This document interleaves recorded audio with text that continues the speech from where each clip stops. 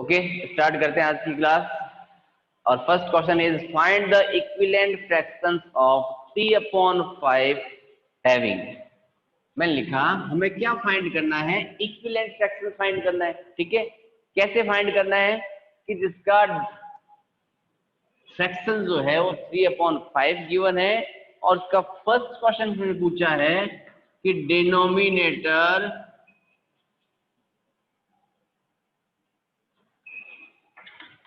Is equals to 20, यानी जिसका denominator क्या होना चाहिए अपने पास में 20 होना चाहिए। ठीक है, यानी हमें 3/5 का वो इक्विवेलेंट फ्रैक्शंस निकालना है जिसका डिनोमिनेटर किसके इक्वल होगा, 20 के इक्वल, है ना। तो लिखा देखो हमने कि 3/5 तो गिवन पार्ट था, उसको किसी से मल्टीप्लाई करना पड़ेगा हमें, है ना। तो उसका डिनोमिनेटर किसके इक्वल आ जाना चाहिए, 20 के इक्वल, है ना। बात करते हैं डिनोमिनेटर अभी कितना है 5। 5 20 कब बन सकता है, 5 1 जा 5, 5 2 जा 10, 5 3 जा 15, 5 4 जा 20, है ना। इट मीन्स अगर मैं इसको 4 से मल्टीप्लाई करूं तो 20 बन सकता है। और हमारा रूल क्या कहता है, जब इक्विवेलेंट फ्रैक्शंस निकालते हैं तो बोथ न्यूमरेटर और डिनोमिनेटर दोनों को हम लोग किससे मल्टीप्लाई करते हैं, सेम नंबर से, है ना। तो 4 3 जा कितना हो जाएगा 12। तो फाइनल आंसर क्या बनेगा, with denominator 20 is equal to 12/20।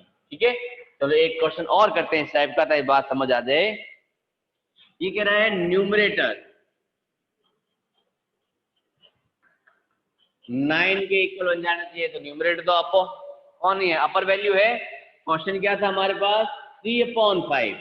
Numerator किसके इक्वल बनना चाहिए था हमारा, 9 के।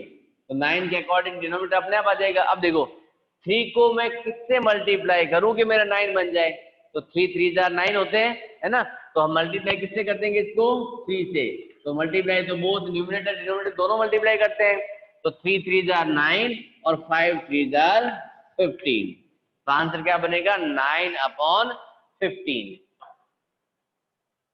अगर मैं इसी क्वेश्चन में आपको कह दूं कि मुझे इसका डिनोमिनेटर क्या चाहिए, मुझे इसका डिनोमिनेटर जो है वो 30 के इक्वल चाहिए। किसके इक्वल चाहिए, 30 के। तो डिनोमिनेटर लोअर वैल्यू होती है ना, तो 3/5 तो था ही हमारे पास, उसको मैं किससे मल्टीप्लाई करूं कि मेरा डिनोमिनेटर किसके इक्वल आ जाए, 30 के इक्वल। तो डिनोमिनेटर अभी कितना है हमारे पास 5। 5 को किससे मल्टीप्लाई करूं कि 30 बन जाए, है ना। तो 5 6 30 होता है ना। तो मैं मल्टीप्लाई किससे कर देंगे हम लोग, 6 से। तो ये लो 6, तो ऊपर बना 6 3 जा 18 और 6 5 जा 30। आई थिंक अब तक तो बात समझ में आ गई होगी। ठीक है, ये था हमारा वो क्वेश्चन जिसमें हमने इक्विवेलेंट फ्रैक्शंस निकाला था जिसके डिनोमिनेटर क्या थे, इक्वल थे। ठीक है, चलो अब इसका रिवर्स बैक लगाते हैं, गेयर लगाते हैं। अभी तक हमने मल्टीप्लाई करके फाइंड आउट किया था, अब हम फाइंड आउट करते हैं डिवाइड करके, है ना। तो अब डिवाइड का आपको क्या पता चलेगा बेटा कि इसको डिवाइड करना है मल्टीप्लाई करनी है। यानी जो क्वेश्चन गिवन होगा हमें उस गिवन पार्ट को हमें चेक करना है, वो अगर ऑलरेडी सिंपलेस्ट फॉर्म में है, ऑलरेडी कैसा है वो पहले से ही सिंपलेस्ट फॉर्म में है,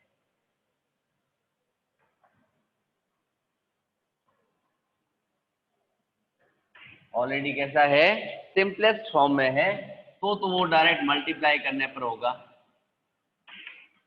और अगर वो कंपोजिट नंबर है, जैसे अभी देखो लिखा मैंने 36/48, 36/48, और इससे प्रीवियस क्वेश्चन में लिखा था मैंने 3/5, है ना। तो दोनों में देखो मेजर डिफरेंस, 3/5 जो था वो हमारा ऑलरेडी क्या था, को प्राइम नंबर था। ऑलरेडी क्या है अपना, वो को प्राइम नंबर है ना। को प्राइम की बात कल की थी ना, जिसके पास 1 के अलावा कोई भी कॉमन फैक्टर नहीं होता, जिसके पास 1 के अलावा कोई कॉमन फैक्टर नहीं होता, इट मीन्स वो को प्राइम नंबर होता है अपना। ठीक है, अब देखो यहाँ लिखा मैंने 3/5 और अभी दिया है मैंने 36/48। तो मैंने छोटा नंबर जब दिया था और मैंने अगर उसके इक्विवेलेंट पूछे, इट मीन्स हम लोग मल्टीप्लाई करके जाएंगे। ठीक है ना। अब यहाँ देखो हमने क्या दे दी 36/48, इट मीन्स हम लोग क्या करके आएंगे, अब डिवाइड करते हुए मूव करेंगे। चलो बात करें इसके रिगार्डिंग। तो इसका फर्स्ट पार्ट देखते हैं। मैंने आपको कहा इसका न्यूमरेटर जो है, न्यूमरेटर किसके इक्वल हो जाना चाहिए, 9 के equal. Numerator is equal to 9 बनाना है ना। दिया क्या है 36, अपॉन में कितना दिया 48। इट मीन्स मैं क्या करूंगा, डिवाइड करूंगा, है ना। और डिवाइड करने पर न्यूमरेटर मेरा किसके इक्वल आएगा, 9 के इक्वल, है ना। अब डिवाइड ही तो करना है, करते हैं डिवाइड। 9 की टेबल में 36 आता है ना, कितने टाइम मिलता है हमें, 4 टाइम मिलता है ना। 9 4 जा 36। इट मीन्स गिवन नंबर या गिवन फ्रैक्शन जो भी था हमारा, उस गिवन फ्रैक्शन को हम लोग क्या कर देंगे, मल्टीप्लाई विद 4। तो 4 9 जा 36 होता है, ठीक है। 4 की टेबल में ये मिल जाएगा हमें 12 टाइम, यानी आंसर क्या मिला मुझे, 9/12 मिला। चलो एक बात और करते हैं। मान ली मैंने आपको कह दिया कि मुझे इसका डिनोमिनेटर, वो जो है मुझे चाहिए 4। डिनोमिनेटर किसके इक्वल मिलना चाहिए मुझे, 4 के इक्वल। तो फर्स्ट ऑफ ऑल तो फ्रैक्शंस लिखा हमने, 36/48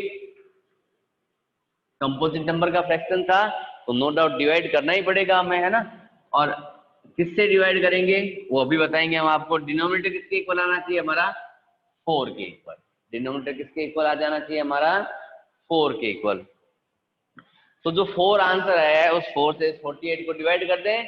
12 4 जा 48 होता ही है ना। तो डिवाइड किससे करना पड़ेगा हमें, 12 से। टेबल तो आनी चाहिए आपको थोड़ी बहुत तो, है ना। तो ये आ जाएगा 12 3 जा 36। तो आंसर क्या मिला मुझे, 3/4। 3/4। जब मैंने न्यूमरेटर 9 के इक्वल मांगा आपसे, तो उस समय आपने मुझे क्या कहा कि सर हमने 4 से डिवाइड कर दिया, तो आंसर मेरा 9/12 मिल चुका था। क्या 9/12 को प्राइम नंबर था, नहीं था, है ना। क्यों, क्योंकि 9 के फैक्टर्स भी बनते थे और 12 के फैक्टर्स भी बनते थे, ठीक है। बट जब मैंने इसको 4 डिनोमिनेटर की डिमांड की, तो डिनोमिनेटर 4 जैसे ही मैंने डिमांड की, डिमांड करते ही मुझे क्या मिल गया, 12/12 यानी 3/4 मिला। और 3/4 मेरा क्या था, एक को प्राइम नंबर, ठीक है।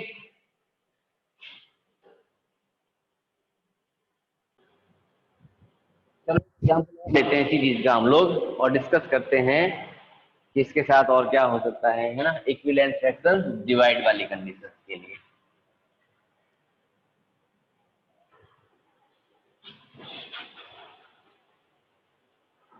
मान लिखा इक्विवेलेंट फ्रैक्शन पूछा था मुझे, है ना।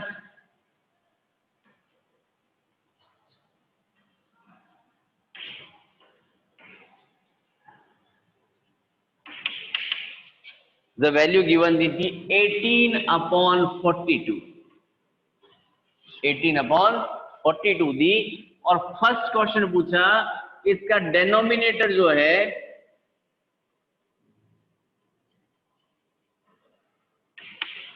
वो किसके इक्वल हो जाना चाहिए, आपके 7 के इक्वल। हमने क्वेश्चन में क्या देखा, 18/42। क्या मिला हमें क्वेश्चन में, 18/42 दिखा। और 18/42 अपने आप में क्या था, कंपोजिट नंबर का फ्रैक्शन था वो प्राइम नंबर तो नहीं था। इट मीन हमें डिवाइड करना पड़ेगा, स्मॉलर पूछा इट मीन। तो यहाँ लिखा देखो मैंने 18/42 क्या करेंगे, डिवाइड करेंगे। डिनोमिनेटर किसके इक्वल आना चाहिए, 7 के इक्वल। यहाँ 7 लाने के लिए 42 को क्या करना पड़ेगा, डिवाइड। किससे डिवाइड करूंगा, तो देखो 7 6 42 होता है ना।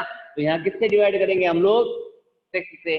जब डिनोमिनेटर 6 से डिवाइड होगा, इट मीन न्यूमरेटर भी 6 से डिवाइड होगा। ये लो देखो 6 को 18 डिवाइड किया, 6 3 जा 18।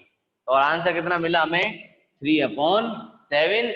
और 3/7 अपने आप में क्या था, एक को प्राइम नंबर था। क्या था अपने आप में, एक को प्राइम नंबर,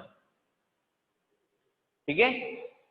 चलिए बात करते हैं नेक्स्ट टॉपिक के रिगार्डिंग, नेक्स्ट क्वेश्चन के रिगार्डिंग। हम लोग यहां तक हमने देखा हमारी बुक की एक्सरसाइज 7.3 जो थी उसके रिलेटेड क्वेश्चंस कंप्लीट हो चुके हैं, ठीक है।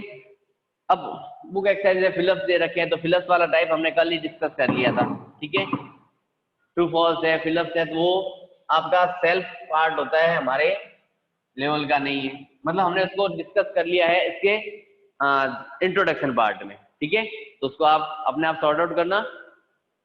अब बात करते हैं नेक्स्ट हम लोग लाइक और अनलाइक के रिगार्डिंग, ठीक है, कि what is like and unlike. Like and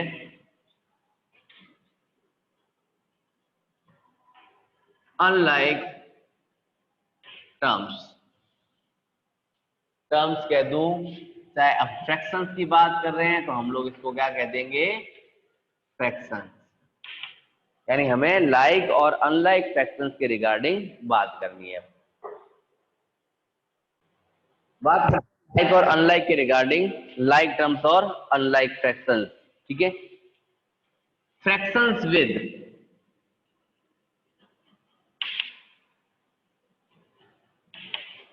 same denominator, fractions with same denominator. यानी लाइक टर्म्स क्या होगी, लाइक फ्रैक्शंस क्या होंगे, ऐसे फ्रैक्शंस जिसके डिनोमिनेटर क्या होंगे, सबके इक्वल होंगे। जैसे मान लिया एग्जांपल लेते हैं हम लोग, मैंने लिखा 5/7, 3/7, 19/7, 21/7, 1/7। देखो सब में मैंने क्या लिखा, डिनोमिनेटर को सबका 7 बना दिया, है ना। सबके डिनोमिनेटर्स क्या है, इक्वल है, 7 है ना। सबके डिनोमिनेटर्स क्या है, एक जैसे हैं, है ना, एक जैसे हैं। इट मींस वो क्या बन गए, लाइक फ्रैक्शंस बन गए। क्या बन गए वो, अपने लाइक फ्रैक्शंस। देखते हैं कोई एक एग्जांपल दूसरा और। मान ले लिखा मैंने 2/3, 7/3, 11/3, ठीक है। मान लिया 27/3 की जगह मैं लग दिया 29/3। तो देखो सबके डिनोमिनेटर्स क्या थे, 3 थे। सबके डिनोमिनेटर्स किसके इक्वल है, अपने 3 के इक्वल है। किसके इक्वल है, 3 के इक्वल है। ऊपर सब में डिनोमिनेटर किसके इक्वल था, 7 के इक्वल। इट मींस ये सारे के सारे फ्रैक्शंस क्या कहलाएंगे, अपने लाइक फ्रैक्शंस कहलाएंगे। क्या होंगे अपने सारे, ये लाइक फ्रैक्शंस होंगे। अब इसका अपोजिट कर दें, अनलाइक, है ना। अनलाइक का मतलब दो एक जैसे नहीं है, क्या नहीं एक जैसे, डिनोमिनेटर, है ना। denominators are not equal, denominators are not equal। यानी जिस कंडीशन में डिनोमिनेटर इक्वल नहीं होते हैं, नहीं होते हैं तो कैसे, मान लिखा मैंने देखो 2/4, 1/7, 6/5, ऐसे कुछ भी लिख दिया मैंने, 21/9। सबके डिनोमिनेटर्स क्या थे, डिफरेंट डिफरेंट थे, है ना। सबके डिनोमिनेटर्स क्या थे, डिफरेंट थे। इट मींस वो क्या कहलाया, अपना अनलाइक फ्रैक्शंस। क्या कहलाया उस कंडीशन में, वो अपना अनलाइक फ्रैक्शंस कहलाया, ठीक है। तो लाइक फ्रैक्शंस में क्या थे, जिसके डिनोमिनेटर्स क्या होते हैं, सबके इक्वल होते हैं। जिनके सबके डिनोमिनेटर्स क्या होते हैं, इक्वल होते हैं, वो सारे के सारे क्या कहलाते हैं, अपने लाइक फ्रैक्शंस। जिनमें डिनोमिनेटर सबके क्या है, डिफरेंट है। इट मींस वो क्या कहलाते हैं, अपने अनलाइक फ्रैक्शंस, ठीक है। तो यहाँ लाइक और अनलाइक की बात हमने कर ली। तो ये थे अपने लाइक और अनलाइक फ्रैक्शंस, ठीक है। अब बात करते हैं कि अगर मैं आपको कह देता हूं कि मुझे लाइक फ्रैक्शंस दिए हुए हैं और उसको कंपेयर करके दिखाओ। कंपेयर का मतलब ग्रेटर देन, लेस देन के साइंस लगाने के लिए, है ना, कौन बड़ा कौन छोटा, ठीक है। तो कंपेयरिंग फ्रैक्शंस जब करेंगे तो कंपेयर करेंगे, किसको करेंगे, first of all like fractions को। जैसे मान लिखा मैंने 3/7 और 9/7।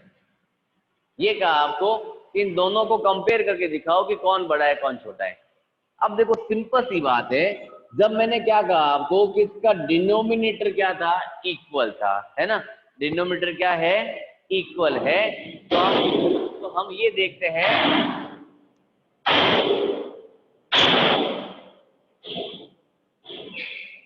डिनोमिनेटर जब इक्वल है तो हमने क्या देखा, न्यूमरेटर को देखा। न्यूमरेटर में 9 बड़ा था किससे, 3 से। तो हम क्या लिखेंगे 3/7 इज स्मॉलर देन 9/7। कंपेयर किसको कर दिया हमने, न्यूमरेटर को कर दिया। किसको कंपेयर कर दिया हमने, न्यूमरेटर को कंपेयर कर दिया। ठीक है, कंपैरिजन किसका किया हमने, न्यूमरेटर का किया। न्यूमरेटर का कंपैरिजन करते हमने क्या बता दिया आपको कि अगर आपका न्यूमरेटर क्या है, छोटा है, इट मीन्स वो वैल्यू छोटी हो गई। न्यूमरेटर बड़ा है, इट मीन्स वैल्यू बड़ी हो गई। तो कईयों के साथ एक क्वेश्चन ये बन सकता है कि सर अगर आपने ये कह दिया कि जब डिनोमिनेटर क्या थे, सबके इक्वल थे, तो न्यूमरेटर के बेस पे हमने इसको बता दी कि कौन छोटा है कौन बड़ा है। अगर बाई चांस इसका उल्टा मिल जाए हमें, है ना, यानी मैं ऐसे लिख दूं 7/3 एंड इधर लिख दिया मैंने 7/9, है ना। अब आप कहोगे सर अगर न्यूमरेटर इक्वल हो गए तो हम क्या करेंगे। अगर न्यूमरेटर इक्वल बन गया तो उस कंडीशन में हम लोग क्या करेंगे, तो बात करते हैं उसके रिगार्डिंग। फर्स्ट कंडीशन क्या देखी, when numerator are different and denominator are equal. Second phase में मुझे क्या दिखा कि numerator are equal but denominator are unequal, है ना। ऐसी कंडीशन में फर्स्ट कंडीशन का रिवर्स लगता है। फर्स्ट में क्या कहा था, जो वैल्यू छोटी होगी, जिसका न्यूमरेटर छोटा होगा, जिसका न्यूमरेटर छोटा होगा वो वैल्यू में छोटा हो जाएगा। यानी 3 और 9 को कंपेयर किया तो 3 इज लेस देन 9, तो 9/7 इज ग्रेटर देन 3/7 और 3/7 इज लेस देन 9/7 कह सकते हैं हम लोग। बट जब इसकी अपोजिट कंडीशन लगाई, जब मैंने न्यूमरेटर को क्या बना दिया, इक्वल बना दिया और डिनोमिनेटर को अनइक्वल कर दिया, तो उस कंडीशन में जिसका डिनोमिनेटर बड़ा होगा वो वैल्यू छोटी होगी, जिसका डिनोमिनेटर बड़ा होगा वो वैल्यू क्या होगी, छोटी होगी। आई बात समझ में। फर्स्ट कंडीशन क्या थी अपनी कि when denominators are equal, then compare किसको किया हमने, न्यूमरेटर को कंपेयर किया और ये देखा कि जो न्यूमरेटर बड़ा था वो वैल्यू बड़ी हो गई, वो फ्रैक्शन बड़ा हो गया। ठीक है, सेकंड फेज लगाया हमने, उसमें ये क्या बताया हमने कि अगर हमारे न्यूमरेटर्स तो इक्वल है बट डिनोमिनेटर्स डिफरेंट है ना, उस कंडीशन में क्या कहा, जिसका डिनोमिनेटर स्मॉलर होगा, जिसका डिनोमिनेटर स्मॉलर होगा, या फिर ऐसा कह दूं कि जिसका डिनोमिनेटर ग्रेटर होगा, जो जिसका डिनोमिनेटर बड़ा है वो वैल्यू छोटी है, जिसका डिनोमिनेटर छोटा है वो वैल्यू बड़ी है। ठीक है, तो एक एग्जांपल और देखेंगे बाद में, आगे एक बार के लिए बढ़ते हैं कुछ टॉपिक्स के साथ। यहां तो हमने क्या किया कि कंपेयर कर दिया, किसको किया हमने, जब हमारे फ्रैक्शंस का बेस क्या था हमारे पास में, न्यूमरेटर और डिनोमिनेटर को बेस मान के किया। बट अगर न्यूमरेटर और डिनोमिनेटर दोनों ही कंडीशन डिफरेंट हो जाए तो क्या करेंगे हम लोग, है ना। तो हम लोग क्या करेंगे, तो उसके लिए एक एग्जांपल लेते हैं। मान लिखा 1/2 एंड 3/5।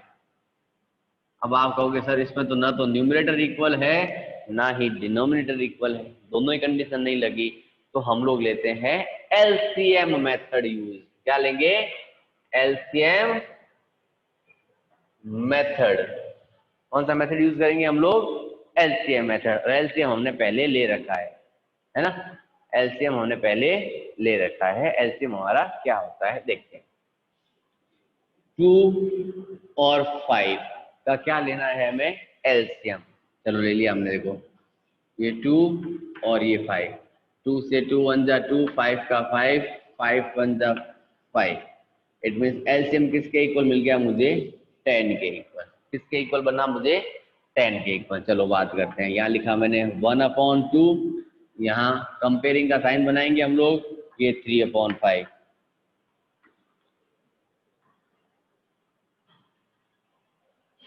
एलसीएम लेके हम क्या करेंगे, इसके डिनोमिनेटर्स को इक्वल बनाएंगे। एलसीएम लेके हम क्या करेंगे, इसके डिनोमिनेटर्स को इक्वल बनाएंगे। कैसे बनाएंगे, देखो यहाँ डिनोमिनेटर कितना है अपने पास, 2 है। 2 को किस में बदलना पड़ेगा, 10 में। तो 2 की टेबल में 10 कितनी टाइम आता है, 5 टाइम। तो 5 न्यूमरेटर और डिनोमिनेटर दोनों से क्या कर लेगा, मल्टीप्लाई। इधर देखा डिनोमिनेटर कौन था अपना 5। 5 को कितना बनाना है मुझे 10। तो 5 को 10 बनाने के लिए किससे मल्टीप्लाई करनी पड़ेगी हमें 2 से। ये लो कर दी 2 से मल्टीप्लाई। 5 ने 1 से मल्टीप्लाई किया 5, 5 ने 2 से मल्टीप्लाई किया 10, 3 ने 2 से मल्टीप्लाई किया 6 और 5 ने 2 से मल्टीप्लाई किया 10। दोनों के डिनोमिनेटर्स क्या हो चुके हैं इक्वल। दोनों के डिनोमिनेटर क्या हो चुके हैं इक्वल हो चुके हैं, है ना। दोनों के डिनोमिनेटर क्या है इक्वल है। तो अभी हमने बात की थी ना लाइक टर्म्स के लिए कि जब डिनोमिनेटर्स क्या होंगे इक्वल होंगे तो कंपेयर किसको करेंगे हम लोग न्यूमरेटर को। किसको कंपेयर करेंगे न्यूमरेटर को कंपेयर करेंगे और ये देखेंगे जिसका न्यूमरेटर बड़ा होगा वो फ्रैक्शन बड़ा होगा, है ना। अब देखो 5 और 6 में बड़ा कौन है 6। इट मीन 6/10 बड़ा हो गया। किससे बड़ा हो गया 5/10 से। लेकिन हमारा एक्चुअल क्वेश्चन क्या था 6/10 कहां से आया था हमारे पास 3/5 से और 5/10 कहां से आया था 1/2 से। तो हम क्या लिखेंगे कि 3/5 is greater than 1/2। 3/5 is greater than 1/2 लिखेंगे। ठीक है, एक एग्जांपल और लेते हैं इस चीज का, फिर बात करते हैं कुछ और।